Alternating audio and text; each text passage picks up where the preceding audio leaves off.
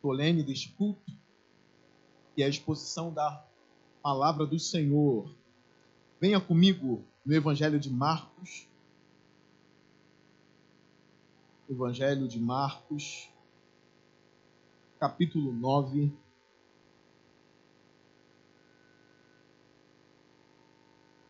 Versículo 33. Evangelho de Marcos,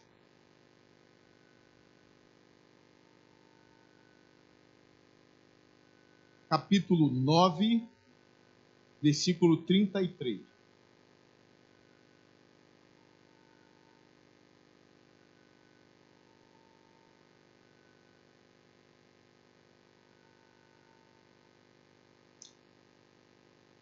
Nós vamos ler até o versículo 50.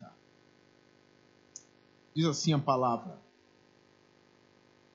E chegaram a Cafarnaum, quando ele estava em casa. Perguntou-lhes: O que vocês estavam discutindo no caminho? Mas eles guardaram segredo, ficaram em silêncio, porque no caminho haviam discutido sobre quem era o maior. Assentando-se, Jesus chamou os 12 e disse: Se alguém quiser ser o primeiro, será o último e servo de todos. E tomando uma criança, colocou-a no meio dele. Pegando-a nos braços, disse-lhes: Quem recebe uma destas crianças em meu nome, está me recebendo. E quem me recebe não está apenas me recebendo, mas também é aquele que me enviou. Mestre, disse João, vimos um homem expulsando demônios em teu nome e procuramos impedi-lo, porque ele não era um dos nossos.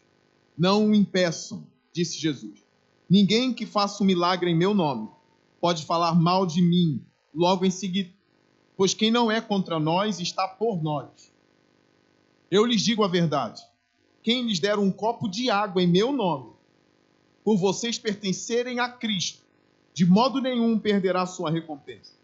Se alguém fizer tropeçar um destes pequeninos que crê em mim, seria melhor que fosse lançado no mar, com uma grande pedra amarrada no pescoço. Se a sua mão fizer tropeçar, corte-a. É melhor entrar na vida mutilado do que, tendo as duas mãos, ir para o inferno, onde o fogo nunca se apaga, onde o seu verme não morre, e o fogo não se apaga. E se o seu pé o fizer tropeçar, corte-o. É melhor entrar na vida aleijado do que, tendo os dois pés, ser lançado no inferno, onde o seu verme não morre, e o fogo não se apaga. E se o seu olho o fizer tropeçar, arranque-o. É melhor entrar no reino de Deus com um só olho, do que, tendo os dois olhos, ser lançado no inferno, onde o seu verme não morre e o fogo não se apaga. Cada um será salgado com fogo. O sal é bom, mas se deixar de ser salgado, como restaurar o seu sabor? Tenham sal em vocês mesmos e vivam em paz uns com os outros. Ore comigo mais uma vez. Senhor Deus, a tua santa palavra está aberta diante de mim e diante da tua igreja. Eu peço que o teu Espírito fale conosco nessa noite. Esperamos ouvir tua voz em disciplina à igreja, em amor à igreja, em encorajamento, consolo, exortação. Que a sua igreja, ó Deus, se amolde à tua palavra e não ao mundo. É a minha oração e o meu desejo em nome de Jesus. Amém. Quem está comigo diz amém. Quem está contra mim diz amém. Todos estão focados em ouvir a palavra do Senhor? Irmãos, nós não somos autônomos. O que significa? A gente não faz aquilo que bem quer. A gente não faz aquilo que a gente acha que deve fazer. A gente nem age para ser feliz. O crente não age para ser feliz.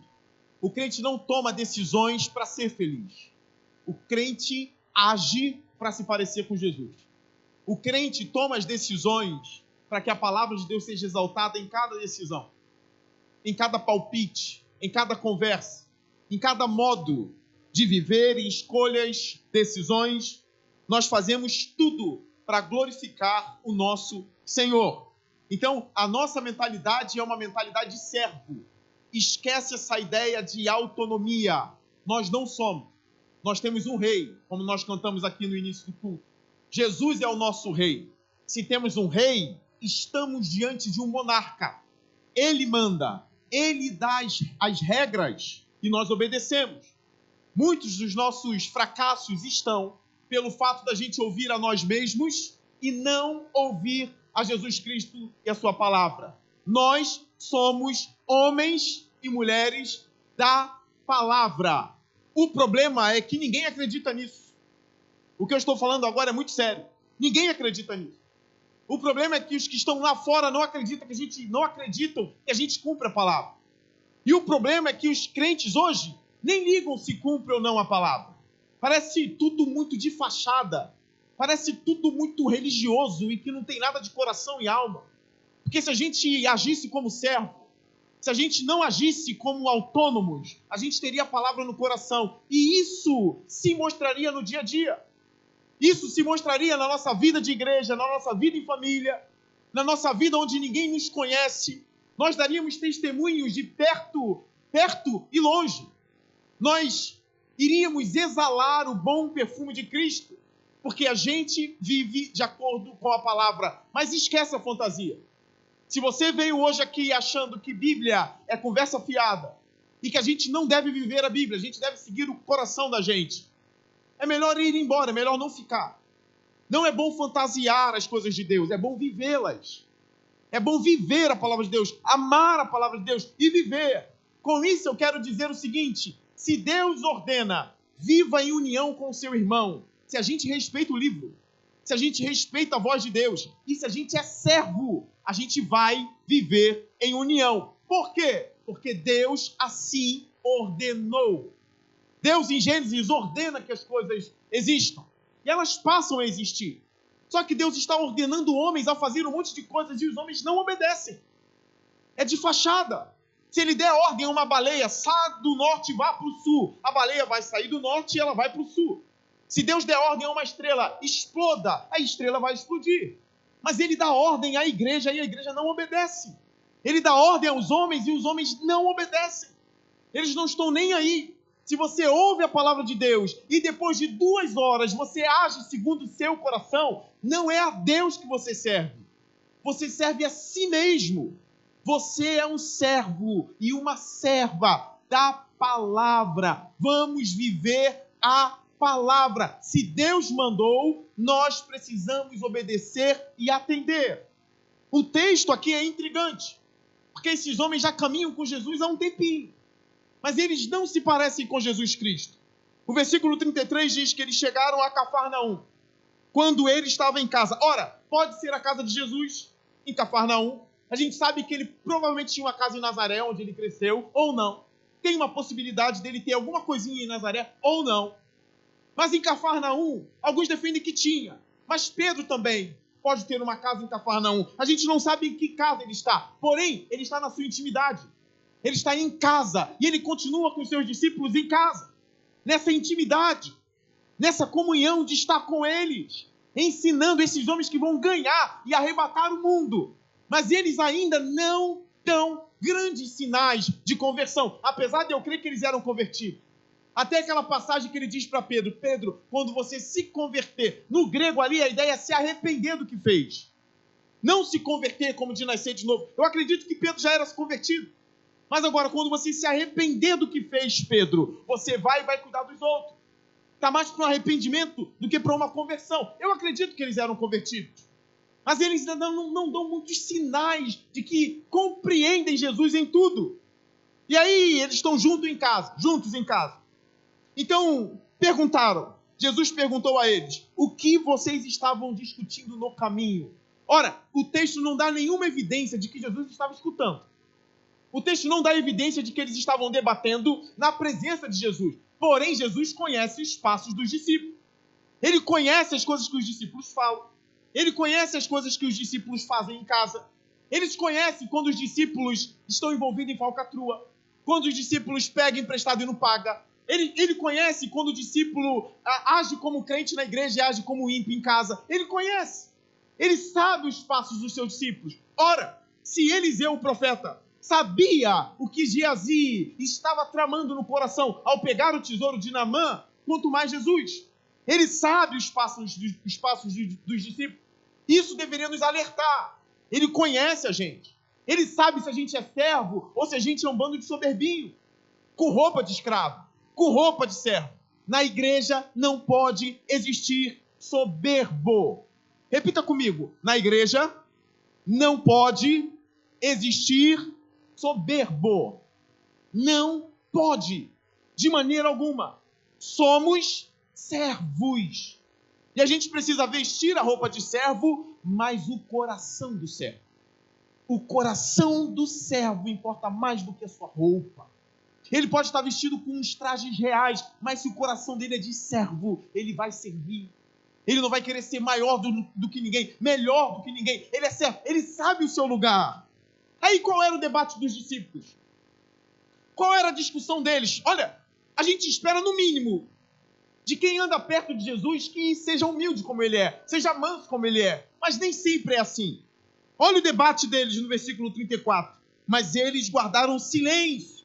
Eles não responderam nenhuma palavra. Mas por quê? Porque no caminho haviam discutido sobre quem era o maior. Repara, Jesus tinha dito sobre a morte dele. Que ele ia morrer, ia ser crucificado. Que ele ia passar, na linguagem cotidiana, ele ia comer o pão. No caso, não é bem o que o diabo amassou, né? Talvez o que o pai amassou, enfim. Ou os dois ali. Ele ia beber o cálice da ira de Deus. Ele ia sofrer. Ele estava prestes a ir para a cruz. A ser humilhado. E ele sabia de tudo isso. E os discípulos estão brigando para ver quem é o maior. Eles não entenderam muito bem o que é servir Jesus. O que é o discipulado verdadeiro. Eles não entenderam. Eles querem saber quem é o maior, quem é o melhor entre eles. Ora, eles são ovelhas de Jesus. Aí eu olho isso aqui e eu reparo, olha, Jesus é o pastor deles. Jesus é um pastor de um pequeno rebanho. Jesus é pastor de 12. Outrora vai aparecer 70. Às vezes uma multidão, mas ele é pastor de 12. Aí ele pastoreia esses 12. Ao invés dos 12 serem a melhor igreja, eles estão se tornando a pior igreja, pastoreada por Jesus. Mesmo sendo pastoreada pelo próprio Jesus Cristo, eles estão brigando por quem é maior, ou quem será o maior, ou quem já é o maior no reino de Deus. A soberba no meio de 12. A falta de compreensão do reino no meio de 12. Ora, a gente pode ver isso na nossa própria vida. Às vezes isso pode acontecer na nossa própria igreja. E eu já disse isso. Em nosso meio não pode haver o pensamento sectário. O que seria o pensamento sectário em nossa igreja? A nossa igreja é a melhor. A nossa igreja é a única igreja do não sei o que lá. A nossa igreja é a única igreja que não sei o que da palavra, do não sei da onde. Não é a única. Não é a melhor. Quem sabe qual é a melhor igreja é Jesus. E com certeza a melhor igreja é a que se acha menor. Tem a palavra, tem as doutrinas, tem Jesus ceando com eles, mas eles se acham a menor igreja. Com certeza é essa. A que se sente melhor, a que se sente mais abastecida, a que anda de nariz em pé por aí, porque eu sou de lá, eu tenho tal selo de igreja. Essa não é, está longe de ser a maior. Porque a maior é aquela que acha que age como menor. Então a igreja de Jesus aqui, por enquanto, os 12, talvez no Apocalipse seria a pior igreja. A igreja dos 12 aqui está perdendo de lavada. Imagina Jesus, eu pastoreio eles, eu ando com eles, eles veem a minha atitude e eles estão agindo assim. Como é possível isso? Eu estou prestes a morrer. Eu estou anunciando a minha morte e eles estão assim, brigando quem é o maior, quem pode ser o melhor. Isso pode soar estranho para a gente, irmãos, mas pare para pensar. Toda vez que você se sente melhor que seu irmão em alguma coisa, você está caindo no mesmo pecado.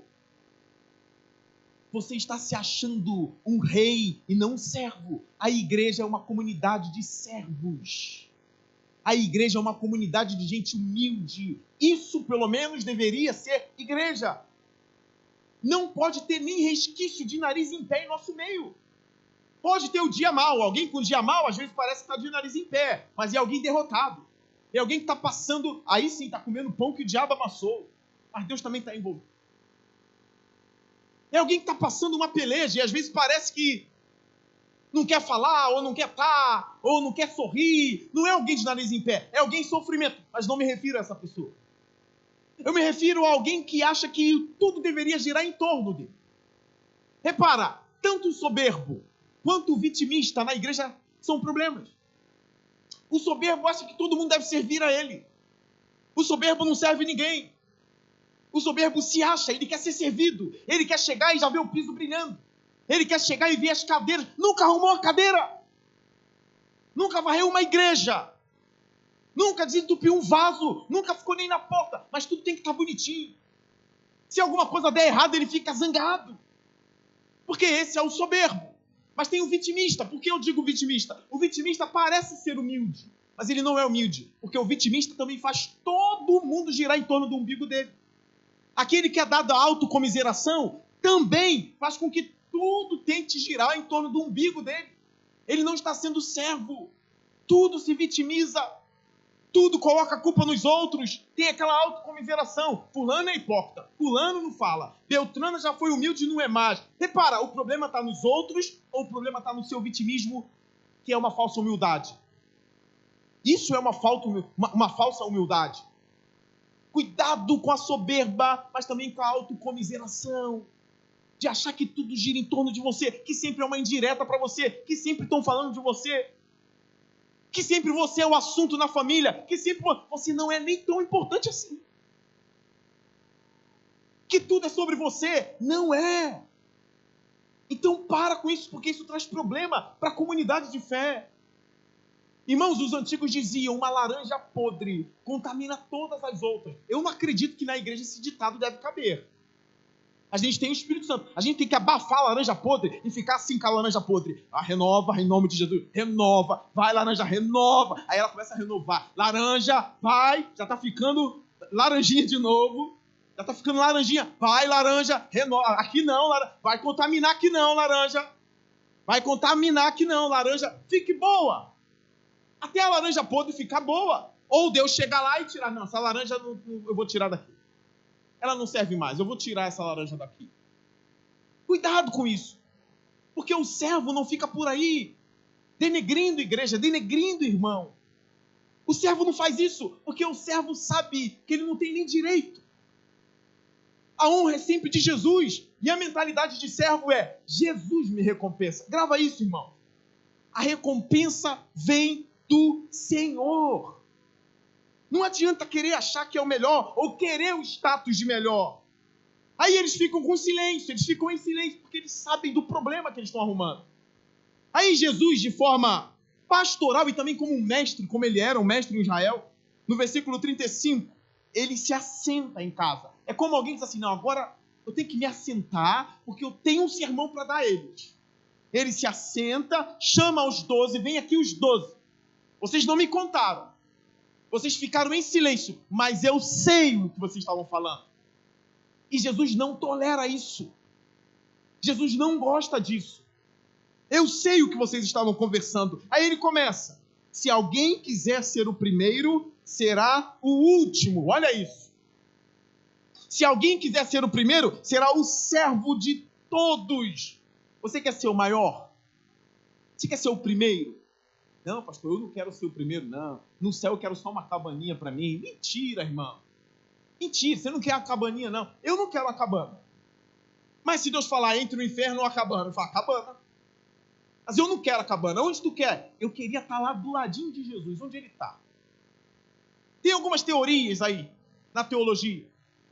Será que Jesus vai reinar? Ele vai estar na cidade santa que vai descer do céu e a terra vai ser renovada e nem todos ficarão lá onde ele está, só alguns?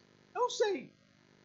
É um estudo mais minucioso do livro de Apocalipse. Mas me parece que essa recompensa está mais perto dele, no reino dele para toda a eternidade. Entre a cabana e estar do lado de Jesus, você prefere o quê?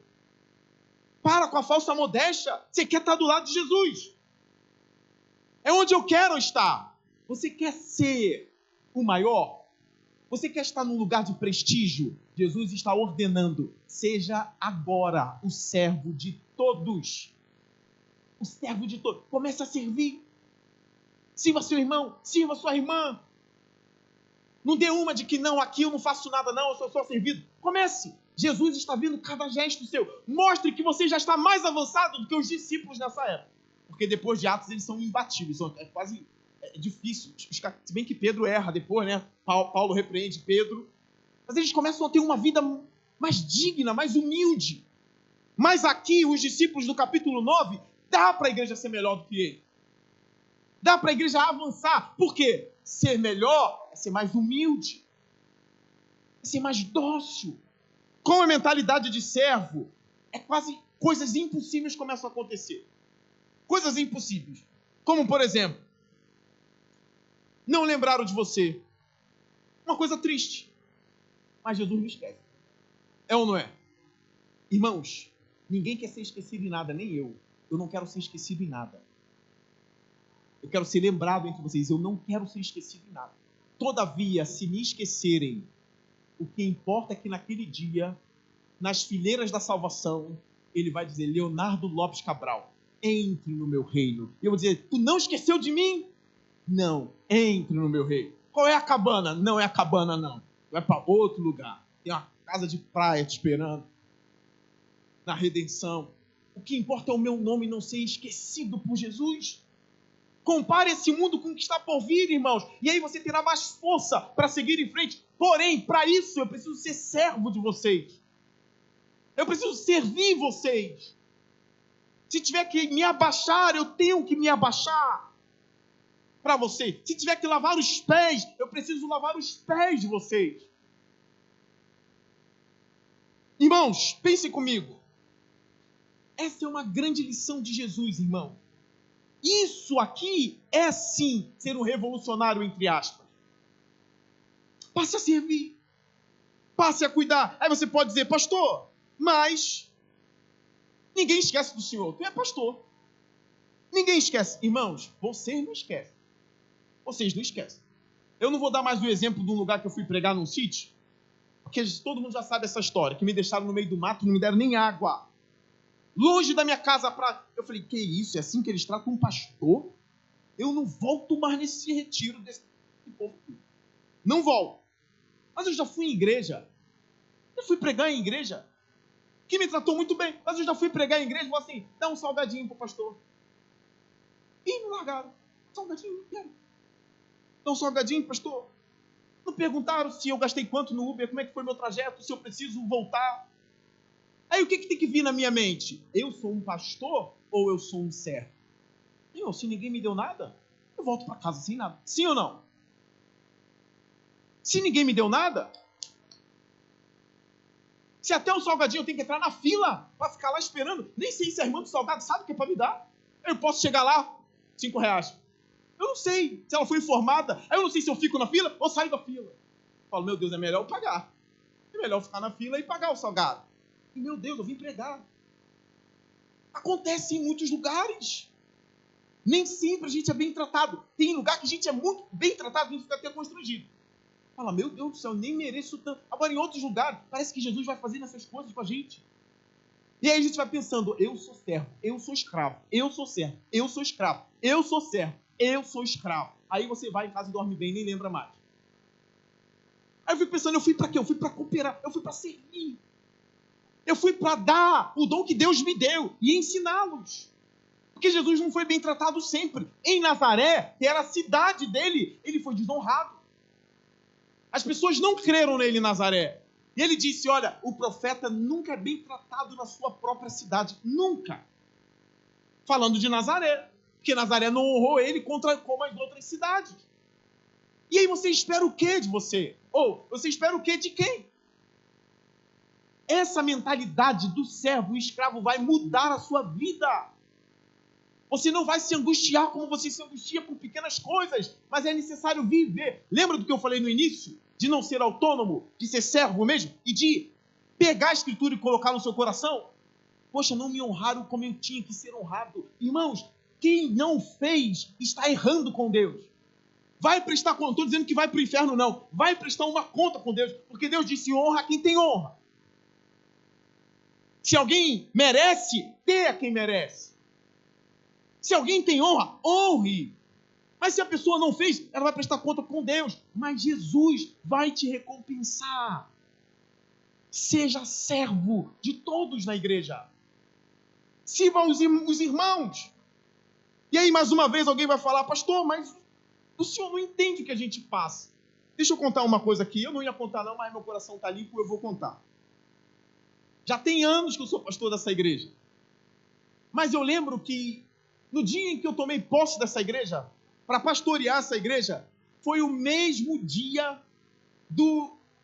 da despedida do pastor Márcio, que é meu amigo até hoje. Aí, quando botou, não, vou botar no dia da despedida, e a igreja aceitou. Eu falei, como assim no dia da despedida? Eu não vou ter posse. Vai ser o dia da despedida do pastor. Sim ou não? Estou falando sim ou não, igual os pastores que ficam me mandando aí no... Tô igual aquela menina lá. Sim ou não? O né eu consegui tirar. É feio, né? E agora eu vou ficar com isso aí. Aí no dia, eu não tive posse. Eu sou um pastor. A posse é um evento importante para um pastor que chegou numa igreja. E até hoje eu não tive.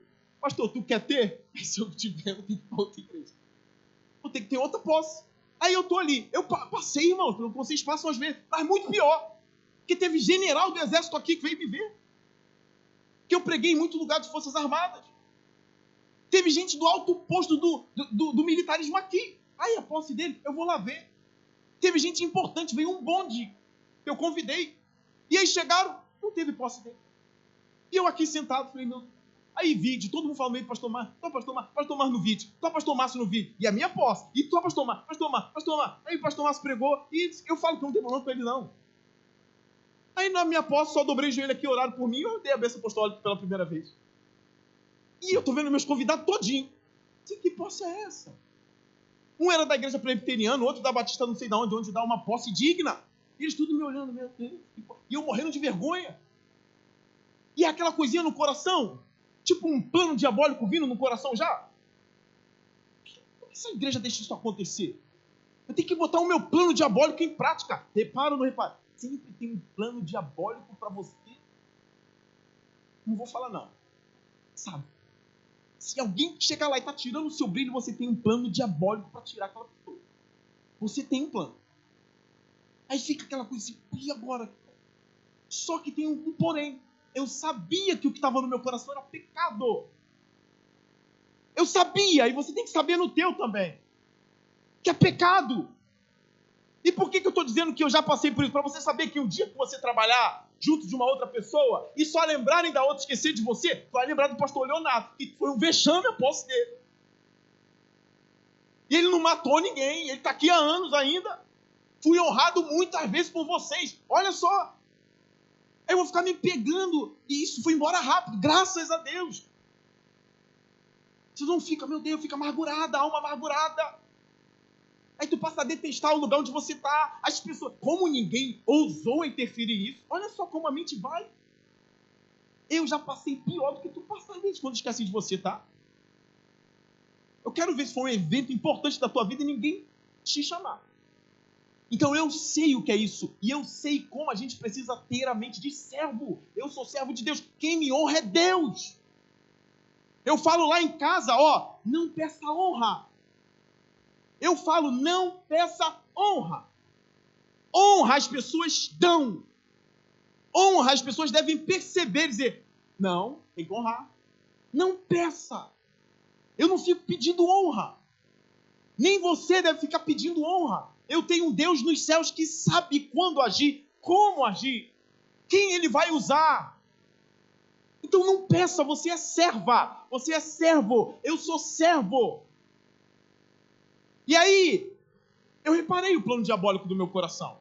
O problema é que as pessoas não reparam, elas chamam de justiça plano diabólico. Elas acham que o planinho diabólico para mover os tabuleiros, para tirar as pessoas, para não sei o quê, é justiça. Mas é um plano diabólico do teu coração. Você não quer mais ver a pessoa, você quer tirar a pessoa do teu raio de ação. Porque não te deu a honra devida. Se você for esquecido, guarde essa mensagem. Jesus não esquece você. Jesus te vê, ele não esquece você. Continua. Não faz disso um estardalhaço, não faça. Guarde em seu coração e pessoas boas vão se levantar. Deus vai levantar pessoas boas ao seu redor para honrar você, para cuidar de você. Irmãos, aí Jesus dá uma lição para eles, no versículo 36. E tomando uma criança, ele pegou no colo uma criança. A criança aqui não é essa coisa fofinha que a gente vê, não. Porque na cultura ocidental, criança é sinônimo de fofura. É sinônimo de pegar na bochechinha. Para os judeus naquela época, não. Ou pelo menos para muitos deles. Porque criança representava alguém que não tem capacidade de cumprir a lei. Então a criança era tratada como alguém mais ou menos. Não era como a gente trata. Então ninguém dava atenção para uma criança.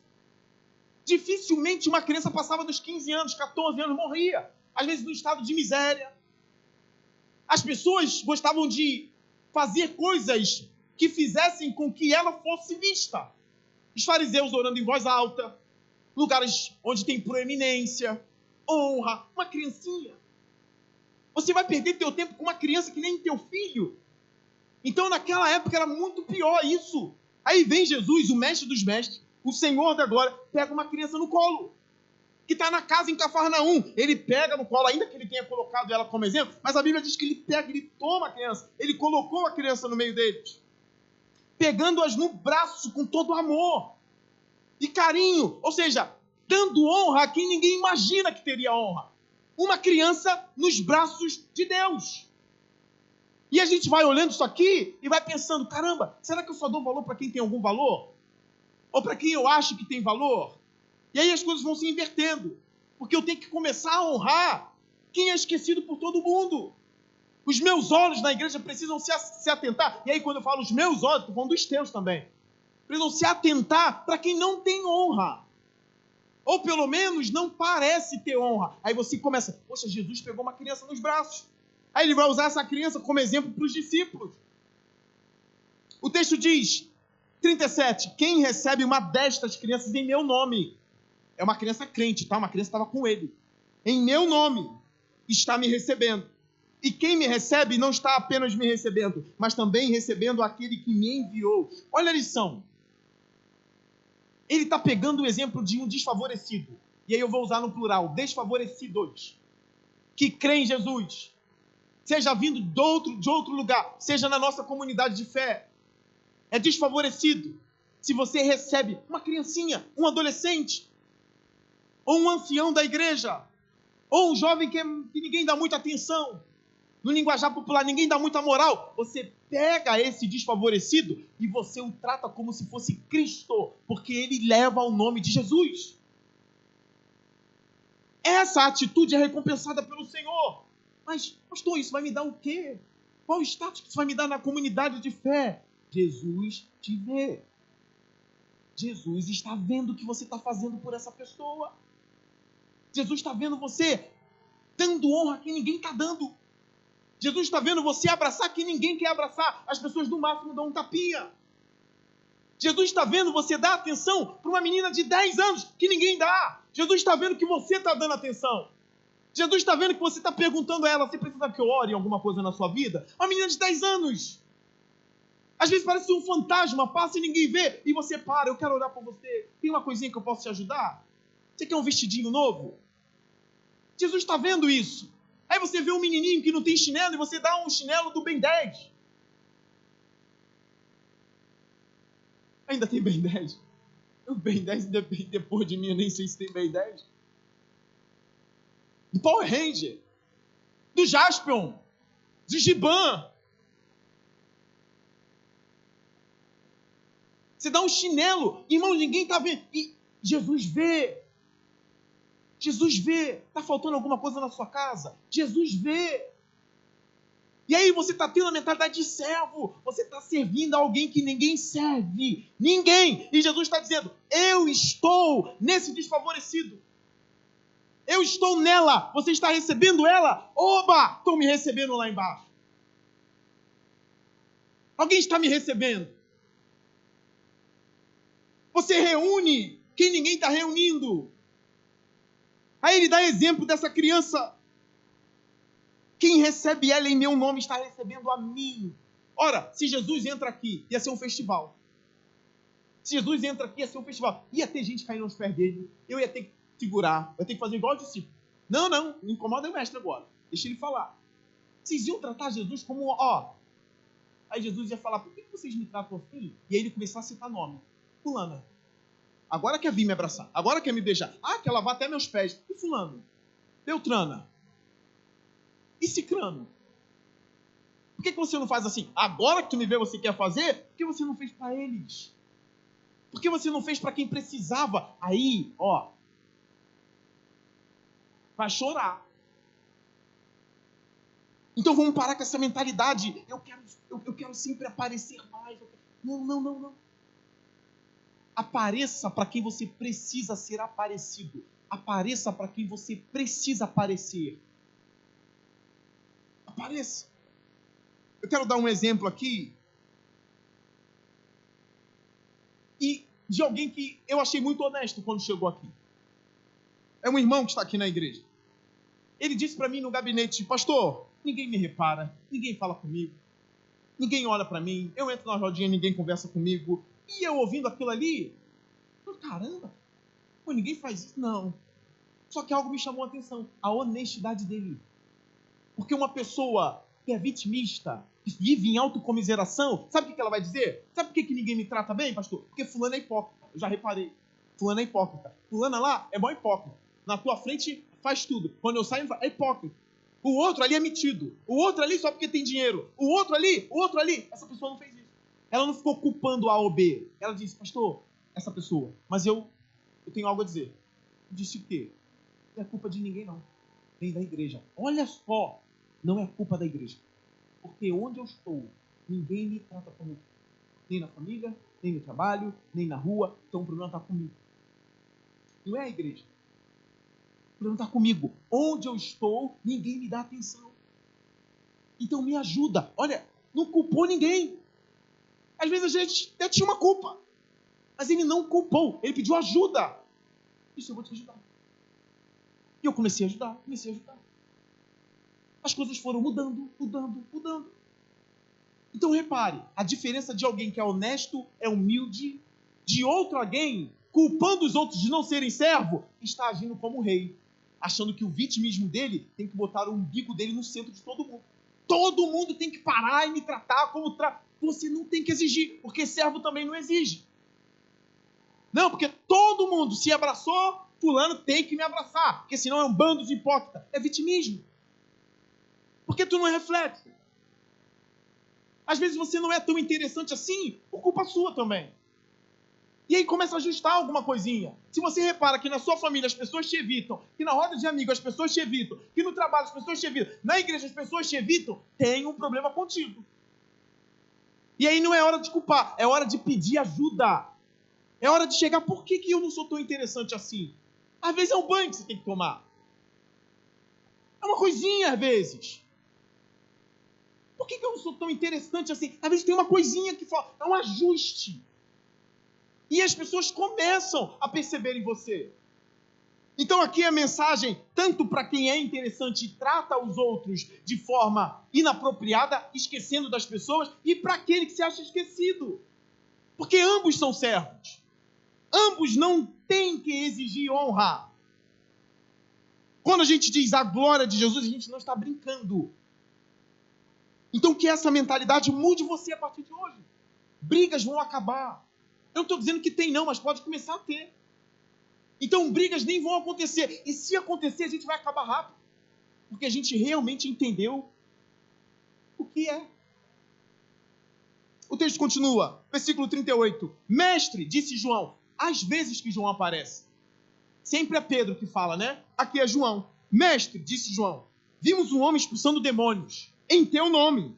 E procuramos impedi-lo, porque ele não era um dos nossos. Olha só, irmão. Um cara ou alguém expulsando um demônio em nome de Jesus. E estava expulsando e ele quis impedir. Os discípulos quiseram impedir. Isso aqui é normal. Porque se você virar uma página, vocês vão perceber que eles tentaram expulsar um demônio e não conseguiram. Eles andavam com Jesus, caminhavam com Jesus por expulsar um demônio e não conseguiram. Aí Jesus veio, ó geração incrédula. Vocês lembram dessa cena, né? Aí você vira uma página, eles estão impedindo os outros de fazer o que eles não conseguiram. Mais uma vez, essa mentalidade. Por isso que eu li tanto versículo do 33 ao 50, porque eu acho que a história é conectada. Eu não acho que essa perícope que está na Bíblia aí, de uma letrinha preta para outra letrinha preta, esgota o texto. Eu acho que passa.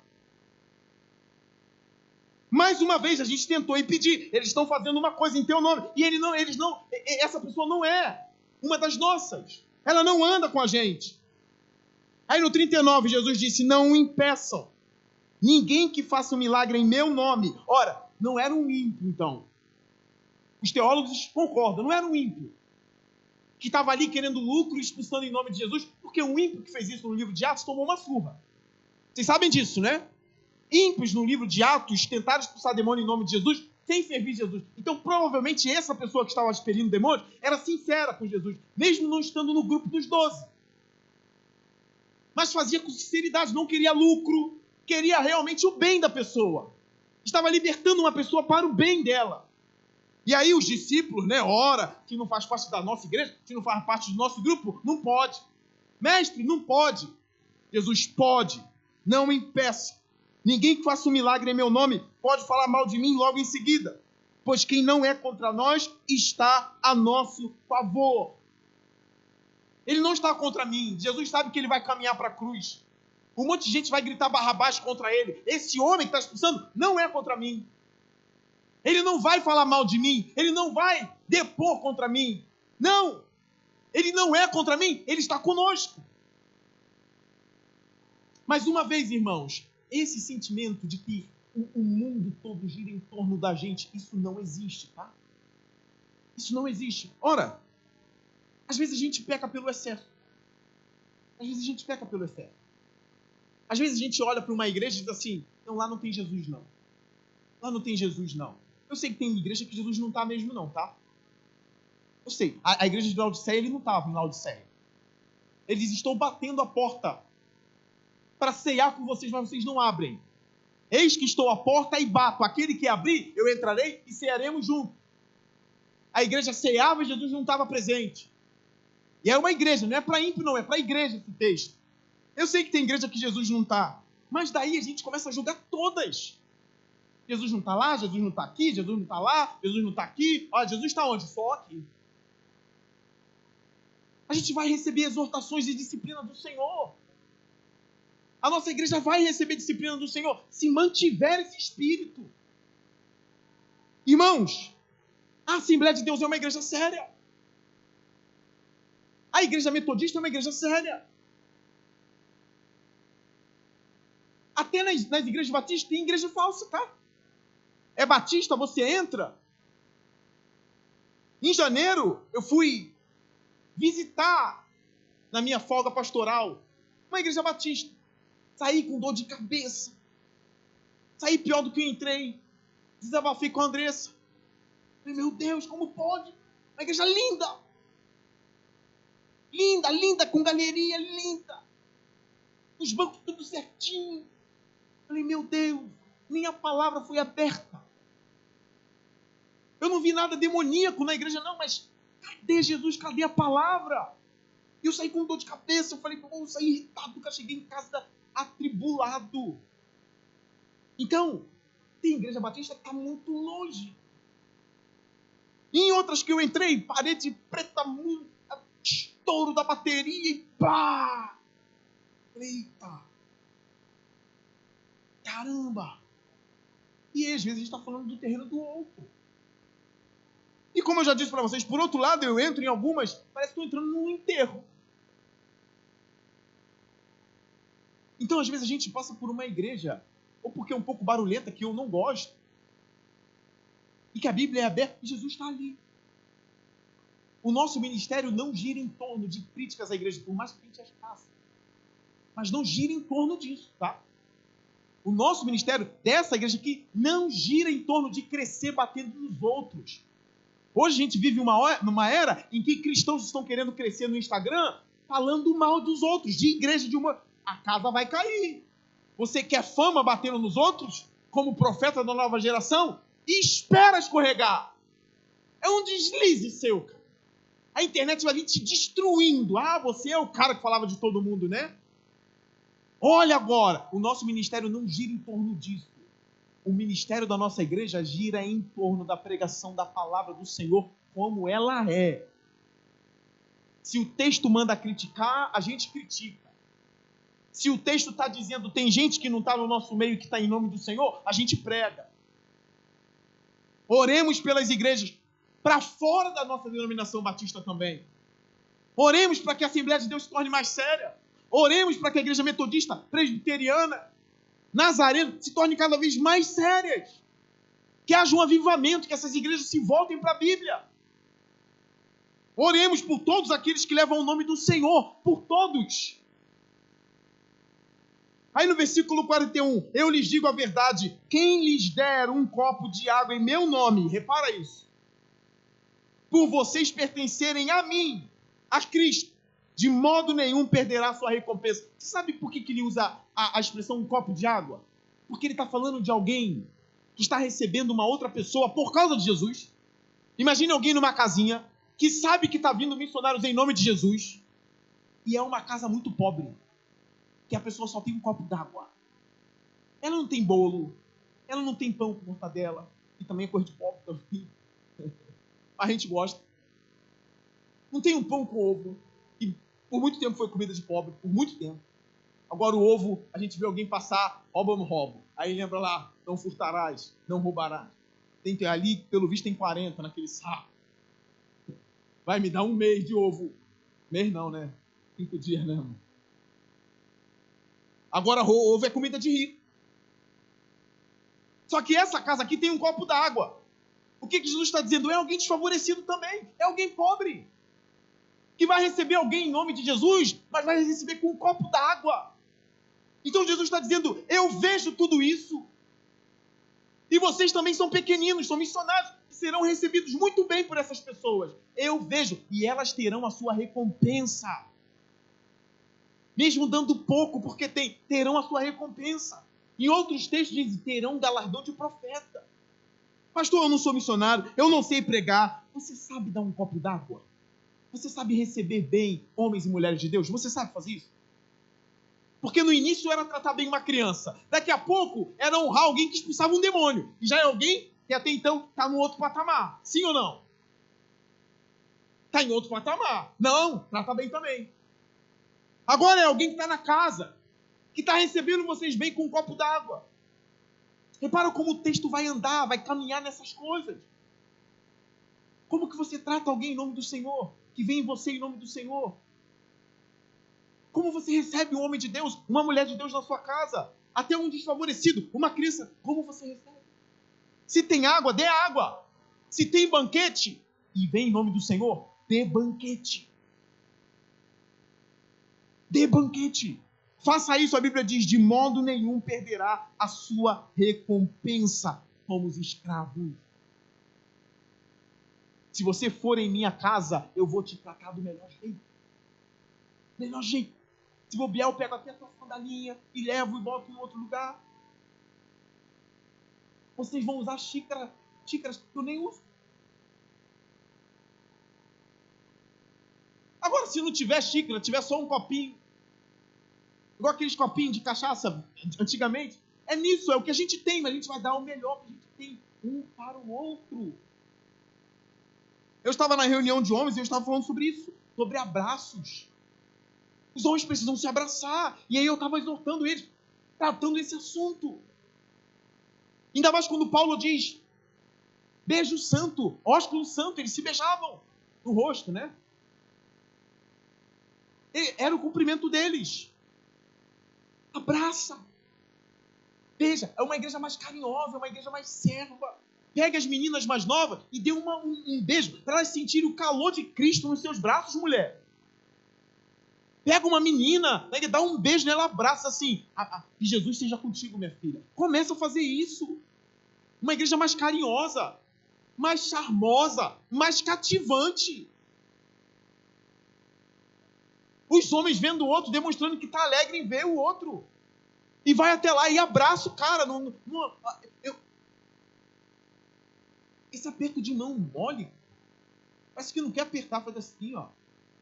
Assim, ó. Vai, falta logo. Aperta a mão. Bom te ver, bom te ver. Dá um abraço, cara. As mulheres podem dar para vocês. Ninguém liga se está beijando no rosto, não. Dá um beijo. Abraça. A gente precisa formar uma igreja de servos e servas. E eu repito, vocês tratariam Jesus como todos beijariam. Tanto os homens quanto as mulheres beijariam o nosso Senhor. E é assim que a gente deve tratar uns aos outros. É assim que a gente trata. Até o mais pobrinho e a mais pobrinha, irmão.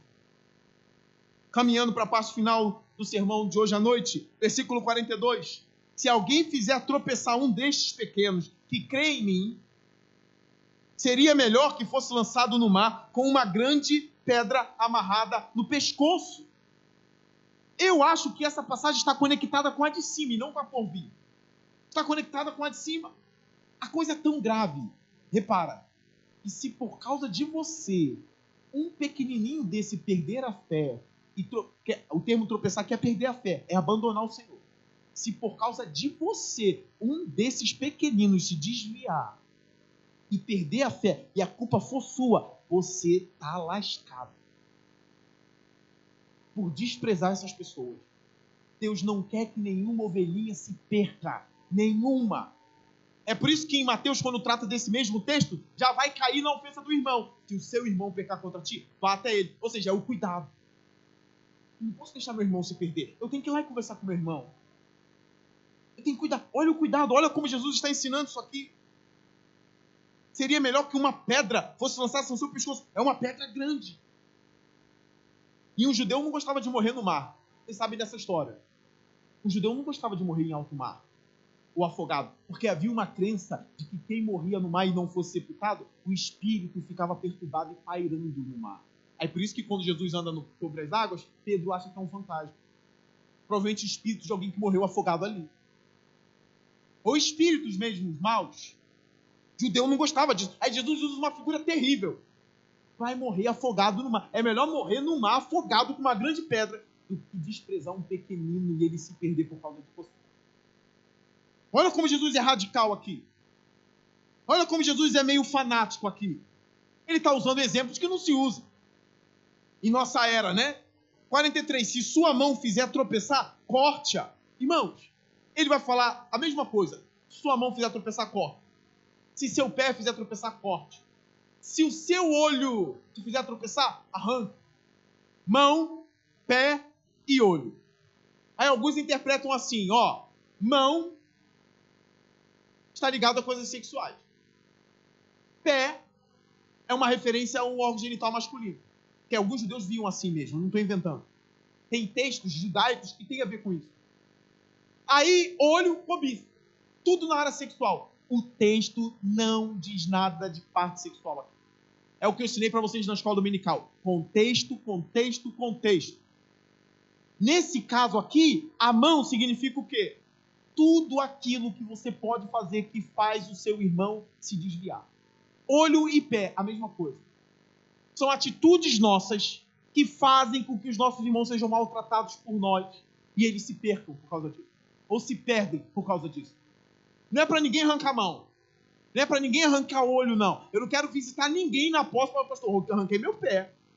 Porque eu dei um chute no fulano lá e está me fazendo tropeçar. Não é isso. Fique com o seu corpo. Corte as suas atitudes ímpias. Corte as suas atitudes que trazem problema para a comunidade de fé. Corte todas elas. Jesus está dizendo, corte. Porque é melhor cortar do que ir para o inferno. Olha comigo o versículo 48. Onde o seu verme não morre e o fogo não se apaga. Então é melhor perder tudo isso. Cortar o olho, cortar o pé, cortar a mão. Do que entrar no inferno com os 2 olhos, com os 2 pés, com as 2 mãos. E que inferno é esse? Onde o verme não morre e o fogo não se apaga. Isso aqui é uma referência ao Vale de Rinom, que ficava na encosta de Jerusalém. O que é esse vale? Onde as pessoas jogavam lixo. Esse vale, no paganismo, já foi usado para matar bebê, tá? Então era um vale bem... Porque as outras religiões queimavam bebês no fogo. Aí, com Israel, o vale foi usado para quê? Jogar cadáver crucificado. Por isso que José de Arimateia pega o corpo de Jesus para sepultar. Porque um crucificado não tem direito a sepultamento.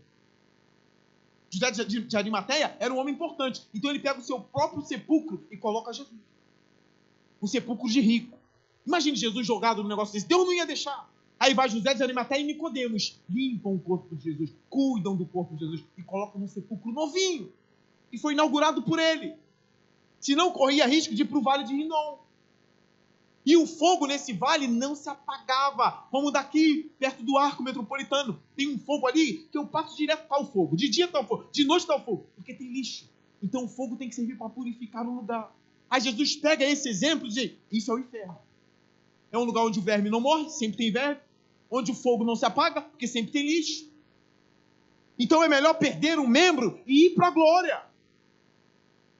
É óbvio que não vai ter ninguém sem mão na glória. Não é isso que ele está dizendo. Já expliquei a vocês. É melhor renunciar agora, irmão. É melhor renunciar os seus planos diabólicos que eu falei lá no início, agora. O seu planinho para tirar a pessoa de jogar, renuncie agora. Comporte-se como servo agora. É melhor entrar na glória sendo o último do que ser o primeiro e ir para o inferno. Então Jesus está usando essa linguagem bem forte para dar uma coça espiritual nos discípulos que querem ser o maior, ou os maiores. Aí o texto no versículo 49, cada um será salgado com fogo. Aqui é muito complicado, salgado com fogo. Porque sal sempre é coisa boa na Bíblia. Fogo sempre é inferno e juízo. Uma coisa boa, uma coisa má. Como é que a gente interpreta isso aqui? Salgado com fogo. Ou pode ser o seguinte, se você for um desses, e prefere manter os olhos, os pés e as mãos, você for um desses, você será salgado no fogo do inferno. É uma interpretação. Se você for um desses que não quer renunciar para manter a paz, você não quer renunciar para ser um bom servo, se você é um desses, você será salgado com o fogo do inferno. Você vai para lá. A outra interpretação é o seguinte, ser salgado é sempre coisa boa, logo você será salgado com o fogo das dores que vocês vão sentir ao renunciar. Que é o juízo contra si mesmo. Arranco meu olho, arranco minha mão, e aí a gente é purificado com isso. É uma outra interpretação. Pastor, qual é a sua? Não. Porque o que Jesus vai dizer logo é o que importa pra gente. No último versículo, o sal é bom. Mas se deixar de ser salgado, como restaurar o seu sabor? Logo, se deixar de ser salgado, vai para o inferno. Não tem como restaurar o sabor. Mas o sal é bom. É uma coisa boa. Tenham sal em vocês, ele termina. Tenham sal em vocês mesmos e vivam em paz. Olha só. Vivam em paz uns com os outros. Por isso que eu conectei todo o texto. Porque eles estavam brigando no início. Não tinha paz entre eles. Aí Jesus vem e dá uma lição de moral com a criancinha, um homem que expulsava demônio, dizendo que a sua atitude, se fizer o outro se perder, você está danado. Danado é uma expressão que a gente usa para quem vai para o inferno. Está danado, está condenado. Então ele está dizendo o seguinte, olha, tenham sal. Tenham sal em vocês, o sal é bom. O que é ter sal? Ser servo. O que é ter sal? Ajudar o desfavorecido, como eu disse. O que é ter sal? Saber que vocês não são o único povo de Deus. E tem gente lá fora também fazendo coisa em nome de Jesus. E essas pessoas precisam ser incluídas. O que é ter sal? É não fazer mal ao seu irmão. É não fazê-lo tropeçar. É não escandalizá-lo nesse sentido de perder a fé. Não desprezar o seu irmão. Quando Jesus conta a parábola das 99 ovelhas, e uma se perdeu, eram 100, é nesse sentido que ele está dizendo. Porque ele fala do modo como a gente trata um ao outro, ele diz, ora, se um pastor vê que uma ovelha se perdeu, ele não deixa as 99 no monte e vai buscar na que se perdeu? E encontrando ele não vai ter mais alegria na que se perdeu do que nas 99? Assim, o nosso Pai não quer que nenhuma se perca. Contudo, cuidem uns dos outros. Essa é a parábola das 99 ovelhas. Ou das 100 ovelhas. Tem a ver com a comunidade de fé, irmão. Tem a ver com um cuidando do outro. Tem a ver com um perdoando o outro. Tem a ver com a minha palavra ser temperada para não acabar com você, para não magoar você. Para o meu desprezo a você não te fazer se perder. Não ser condenado por causa de mim. Não abandonar a fé por causa de mim. E aí vocês entendem a pressão pastoral. Imagine ficar com isso latejando todo dia. Todo dia. Pô, será que fulano se desviou de mim?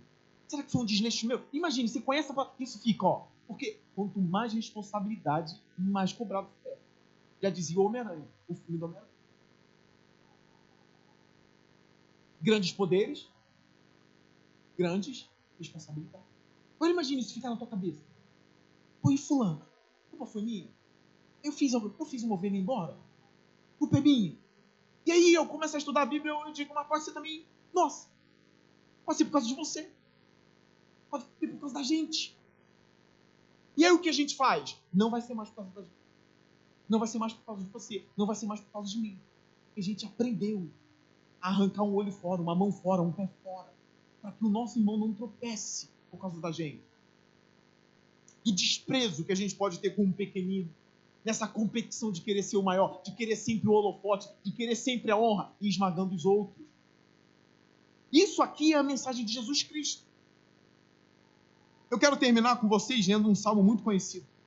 É o Salmo 133. Eu termino agora com ele. Salmo 133, nós leremos. Eu vou ler, eu lerei e vocês vão repetir.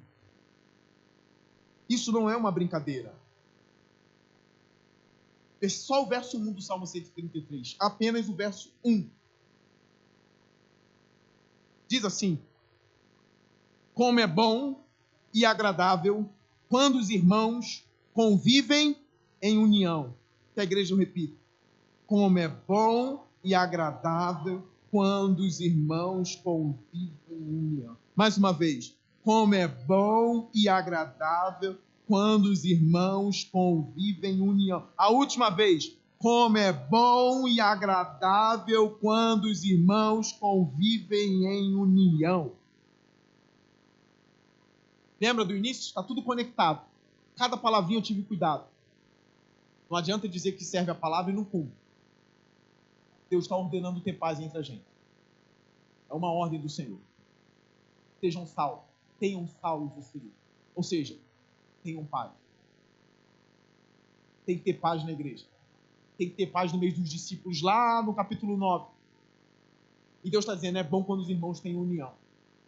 Que a gente cresça cada vez mais. Que o rixoso não tenha espaço para poder rixar. Que aquele que quer culpar um ao outro não tenha espaço para ir. Que a gente possa sempre ter uma palavra para pacificar. Isso não é uma brincadeira. Você não é rei. Você é um servo como eu. Você é uma serva. Vamos servir uns aos outros. Vamos servir. Amém? Curva sua cabeça. Vamos orar.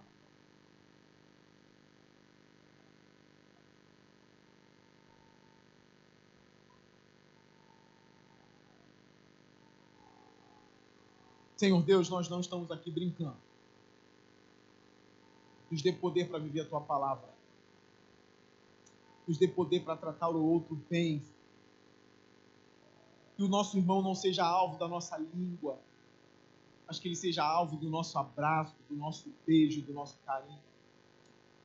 Que as crianças e os adolescentes recebam muito abraço nosso. Para que um dia eles te digam, naquela igreja eu recebi amor. Naquela igreja ninguém me julgava, as pessoas me amavam. Abrace os irmãos da sua idade. Eu peço a Ti, Pai, que essa ordem seja a mim e aos meus irmãos, que a gente cumpra. Abrace os oprimidos, os desfavorecidos. Honre a quem não tem honra. Pai, me ajude a cumprir isso. Porque eu sei que fazendo assim, a nossa igreja terá servo de todo e na glória eterna terá recompensa. Que os meus irmãos entendam isso. Nós esperamos a Tua honra. Nós queremos ouvir o nosso nome naquele dia, Senhor. Não esqueça do nosso nome, Pai. Os homens podem esquecer do nosso nome. Mas eu oro, Pai. Não esqueça do meu nome, nem do nome dos meus irmãos aqui, Senhor. Eu sei que o inferno é uma realidade, Pai. E já tem gente indo para lá, Senhor. Mas nós estamos vivos ainda, Pai. Que a gente haja como Jesus ordenou, Senhor.